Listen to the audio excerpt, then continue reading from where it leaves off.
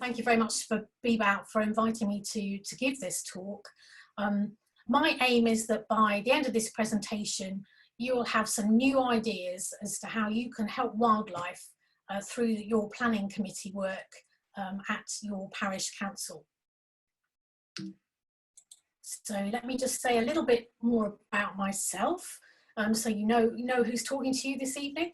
So I'm a freelance climate change and biodiversity consultant, as Kate's already said, and I previously worked at BBOUT as the Senior Biodiversity and Planning Officer in a maternity cover capacity, and you'll meet Annie, the permanent officer, later this evening.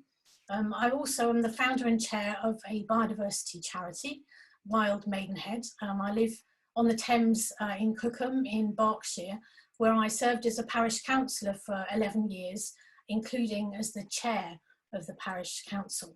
So I'm trying to bring together all of that knowledge to share with you this evening. So what is biodiversity and why is it important?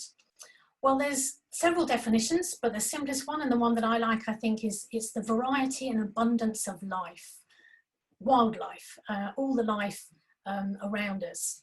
And biodiversity are the key components of our self-regulating planetary system. And it's really important because without biodiversity, there can be no us. It's biodiversity that feeds us, that creates the oxygen that we breathe through photosynthesis. And so it's absolutely critical to life on Earth and our lives on Earth. But as I'm sure many of you are aware, wildlife is in deep trouble. The United Kingdom is one of the most nature depleted countries in the world. The State of Nature reports put together by the Wildlife Trusts and other conservation charities in the UK have identified that biodiversity is in severe decline. For example, over the last 50 to 100 years, we've lost half of our ponds, 97% of our wildflower meadows. We've also lost 75% of our flying insect biomass as an indication of the severe trouble that insects are in. And insects are so important because they're the basis of other food chains, and they deliver really important ecosystem services such as pollination. And reports in the press recently have been talking about our mammal populations, identifying that 25% of mammals are at risk of extinction, including much loved and well-known species like the hedgehog. So I apologise for painting there a bit of a depressing picture, but that is the reality of the situation. And the good news I want to give you now is that there are things that we can do to change this, and we do know what we need to do, and that's what we can do through our parish council work and our volunteering work in the community. And just to warn you that 2 of the polls, the further polls, will be during this presentation. So we will have a brief pause for a couple of further polls. Simple questions about yourselves, nothing difficult. So a good place to start with thinking about what we can do to help biodiversity is the government's Lawton report in 2010, which I'm sure many of you heard of.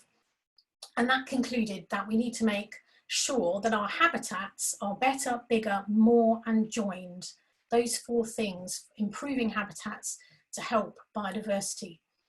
So that means that the sites that we know that are good for biodiversity, we need to look after those sites and keep them, make them in better condition than they are now for biodiversity. If we can enlarge them, that's really going to help. Have more of them, that's going to be important, and critically joining them up. If biodiversity and populations of species are going to expand, they need to be able to move to new areas to feed, new areas to breed. And so joining up existing habitats is a really important part of what we can do. That can be done through wildlife corridors, such as waterways or hedgerows or just green corridors, but also through stepping stones. Even small patches of habitat for some species give them a way of stopping off between one habitat and the next. So that was Lawton's conclusion, that if we could make our habitats better, bigger, more and joined, then we could stop and reverse biodiversity decline. So why do I think parish councils are an important part of the solution? As I mentioned, I served as a parish councillor for 11 years in the village that I live in, and I think parish councils have a big role to play in reversing biodiversity decline in our area. As elected representatives of your community, you have that democratic legitimacy that other kind of groups don't have. And also you're therefore naturally in a leadership position in your community, which gives you a voice to talk about biodiversity and the important issues around it that people would benefit from some kind of education on. And as I expect you know, parish councils are also, as a public authority, are subject to the biodiversity duty. This is a duty set out in law, the Natural Environment and Rural Communities Act in 2006, to have regard to conserving biodiversity as part of your policy or decision making. So that law is requiring parish councils and other public authorities to think about how to conserve biodiversity in all aspects of your work. Parish councils are also a natural community focal point for questions and issues, and because biodiversity loss is such a big issue of the day, they would seem to me to be a natural focal point for action in our community around this important issue. And of course, parish councils have a key role to play through their planning committee work in responding to planning applications, all the developments that are happening in our communities. So I think parish councils can do an awful lot for wildlife in our towns and villages. So I want to just give you now a little bit of the national context of how parish councils can work on planning applications and responses to them. So the government has a 25-year plan for the environment, which is basically saying they want to leave the environment in a better state for the next generation. And that's been the key driver for lots of things that have followed. For some time now, we've also had the National Planning Policy Framework. The first one was 2012, I think, or the first one still being used by local plans, but it has been revised in 2018 or and again in 2019. Another useful place for information is the Planning Policy Guidance. There's a section on the natural environment. That was a parting gift to us from Michael Gove when he left his role as Secretary of State for the Environment. And there's lots of really useful information in there to help people responding to planning applications or responding to local plans. This is a rapidly changing environment actually, and at the moment we have the Environment Bill going through Parliament. It's expected to achieve royal assent at some point in the next few weeks, although it has to go through the parliamentary process. That's not certain, but I did notice this morning in the planning consultation the government has published, they're talking about the fact that the Environment Bill will achieve these things. So the government is obviously confident that the bill will go through more or less as it is at the moment. So the Environment Bill expands the biodiversity duty from simply to conserve and enhance. So not only looking after what's there, but also improving in the way that Lawton said was required in his study on how to improve the habitats. It puts into law a new biodiversity gain requirement of 10% to developers. So this will apply to all developments, except possibly in some cases very small developments, requiring them to achieve biodiversity net gain. And that's a really important phrase for us to use and get our heads around in responding to planning applications. So I'm going to be talking more about that later. So the biodiversity net gain is mandatory and it has to be maintained for 30 years, which in wildlife timescales is not as long as many conservationists would like, but it's a step forward certainly from what we've had before. Biodiversity net gain is measured using a biodiversity metric, which has been developed for a number of years now by the Department of Environment, Food and Rural Affairs, and it's based on habitat areas. So how what area of habitat is there within a particular site before the development is made, what condition is that habitat in, and how will that be changed by the development. The Environment Bill also places in law local nature recovery strategies. So all second tier authorities, your county councils, your unitary authorities, will have to publish a local nature recovery strategy for the area that you're in. So now I'm going to get on to a bit more of some of the technical details and start to introduce, I'm afraid, a few more words of jargon. Don't panic about the jargon if you're not familiar with it or comfortable with it. These slides will be emailed to you after the event when the lovely ladies at BBOUT are able to do that. So you will be able to refer back to these notes and numbers. But what I'll do is I'll run through them now just to give you a picture of the kinds of things you can be looking for in planning applications to help wildlife in your area. So the National Planning Policy Framework, which obviously requires across all 3 counties for everybody, has these different paragraphs in. So the first one I want to talk about is measurable biodiversity net gain, which we talked about being made mandatory by the Environment Bill. It crops up in 2 paragraphs there, and that's setting out that the area and quality of habitat must be better after a development than before. It also introduces a concept called the mitigation hierarchy. So this says that harm to biodiversity should ideally be avoided. That's the first approach to take. If it can't be avoided, then it has to be mitigated, and ideally that would be done on the site where the development is happening. If it is agreed that that's not possible, then the third option is to compensate.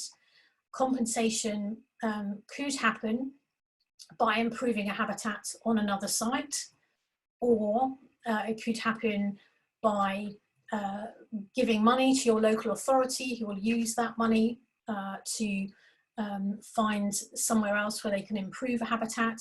It will depend on what your local authority has got in place, and it varies tremendously across the 3 counties of Bucks and Oxon. So it will be very different in different areas. But that's really something to look for, to make sure that the mitigation hierarchy for biodiversity is being applied on a development. Unsurprisingly, the National Policy Framework also has a lot to say about ecological networks, and making sure this is the habitat connectivity issue. Making sure that ecosystems are linked so that wildlife can spread to find places to feed, to find places to breed. And that's a really important part of what we can do to help wildlife. So what to look for specifically in a planning application, if you want to quote that section of the National Planning Policy Framework, is how near your site is to other habitats. And obviously if you've got a waterway running through it, it would be really important that waterway is preserved and not blocked or harmed in any way, to allow that wildlife corridor to continue to be used, such as by these lovely 2 swans in my photo from Cookham. The final point to mention in the National Planning Policy Framework is another important phrase: irreplaceable habitats. Some habitats are so special and so old, and that they're judged to be irreplaceable. So it wouldn't be possible to find a way to mitigate for harm against them. Losing them would be unacceptable. And the National Planning Policy Framework says that adverse effect to an irreplaceable habitat would not normally be permitted. An example of an irreplaceable habitat would be ancient woodland. So this is woodland that has been there since 1600. So that means that nature decided where the woodland should be rather than human beings planting a woodland. And that means that it's a really special place. It's had such a long time to evolve, and the mixture of the way the soil has evolved and the plants within that woodland makes it a really special habitat. And so it has this extra designation and protection as an irreplaceable habitat. The other interesting point to note about this is that these irreplaceable habitats, the development wouldn't have to be even within the habitat, it could be nearby. And if it was judged by being outside the habitat, it was harming that habitat in some way, then you could still say that an irreplaceable habitat is being adversely affected by the proximity of a development, and you would have a case for objecting. In this slide, I'm trying to give you 7 ways that you can help biodiversity in your responses to planning applications on your parish council planning committee work, or even indeed anybody can respond to a planning application. So anybody could use these kind of guidelines. Again, there's quite a lot of information in this, but you will have the slides to refer to later. So hopefully there's something in here that you can use and pick up, and that will help develop your knowledge. So, as those of you who have done planning committee work will know, when you're responding to a planning application, you always have to use planning grounds. That means, sadly, perhaps, our opinions and personal preferences are not relevant to planning decisions. We have to give evidence based on the policies of the National Planning Policy Framework, critically your local plan, or possibly your neighbourhood plan if you have one, and we're going to have a talk more about that later.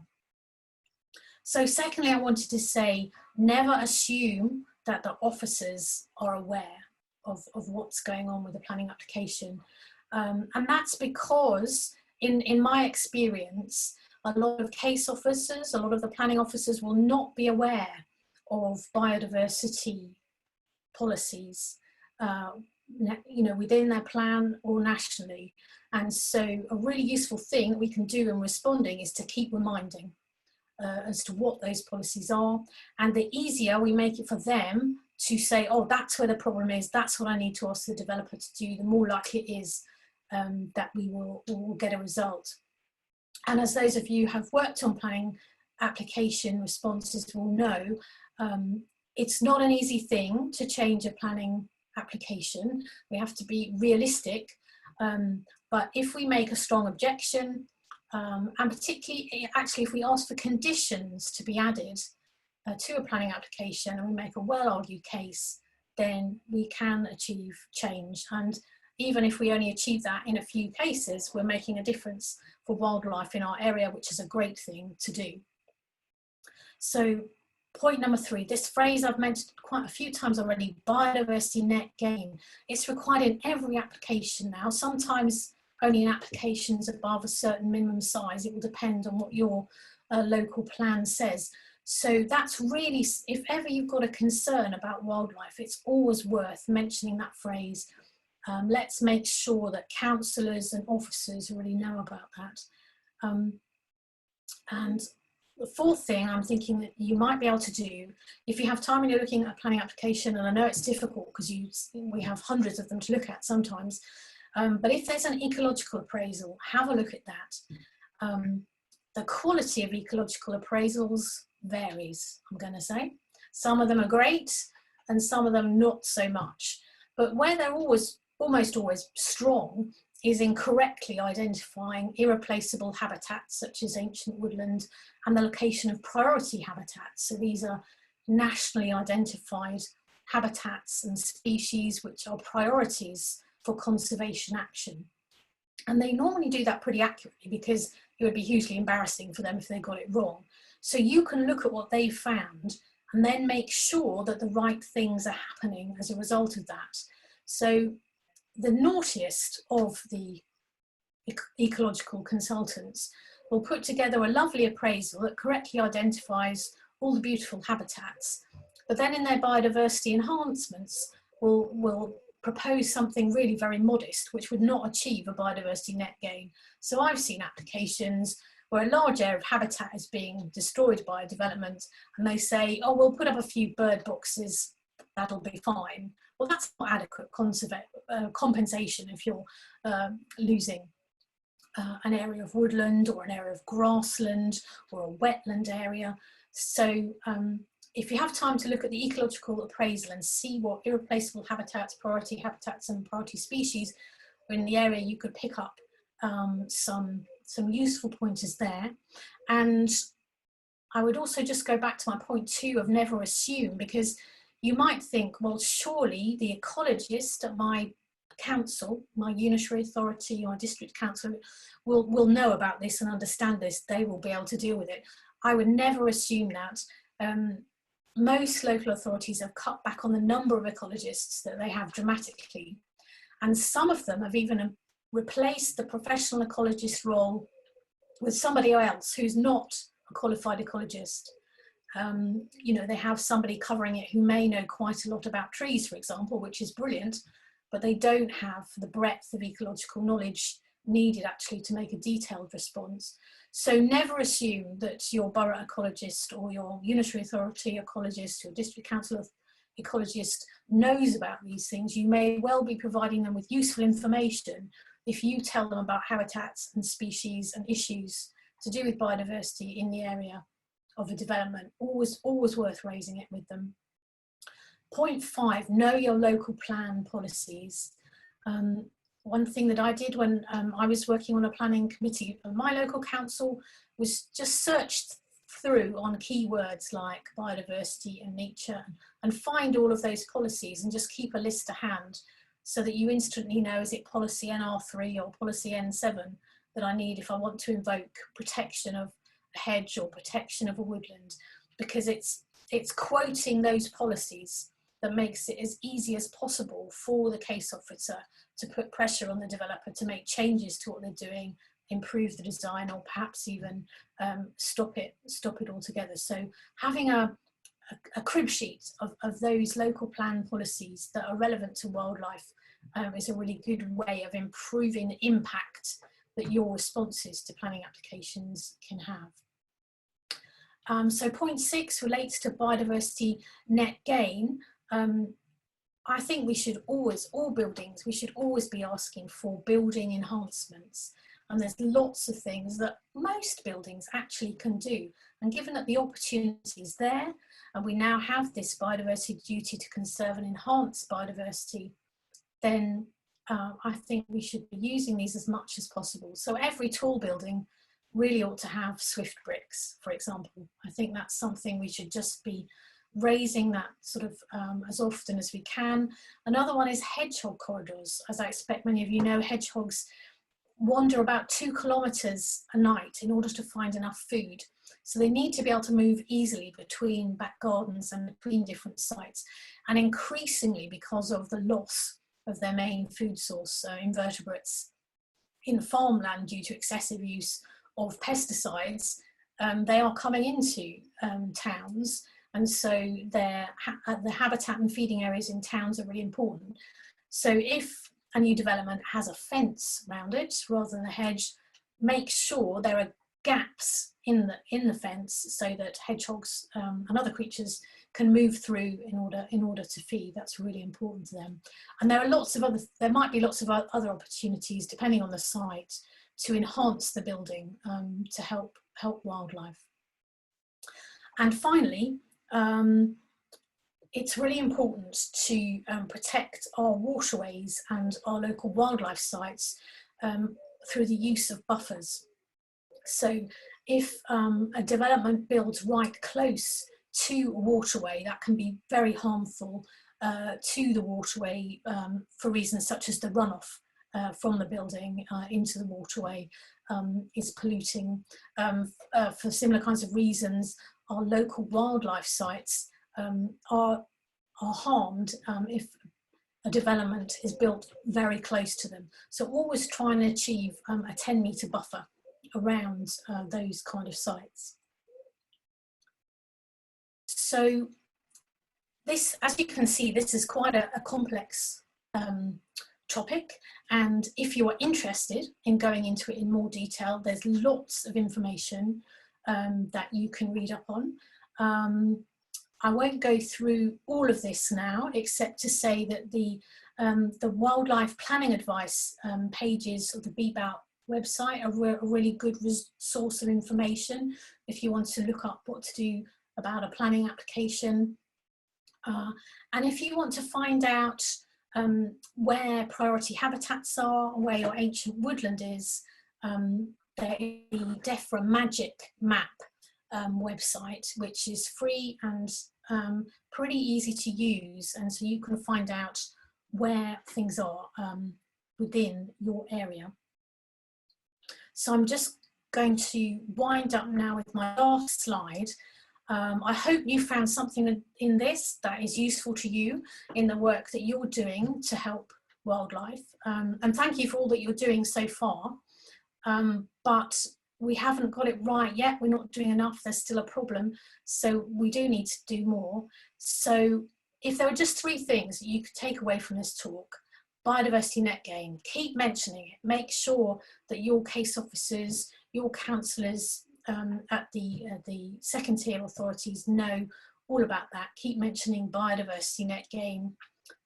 Get to know your local plan so that you know which policy to refer to protect a hedgerow or protect a woodland, because using those policy numbers will make our responses more effective. And then finally, visit your environmental records centre and find out where your local wildlife sites are, so you can help those be protected from development. And the more people know about them, and the more people can help our local wildlife sites, that will be something that your local knowledge would be really valuable to do. So that's all I had to say. Thank you very much.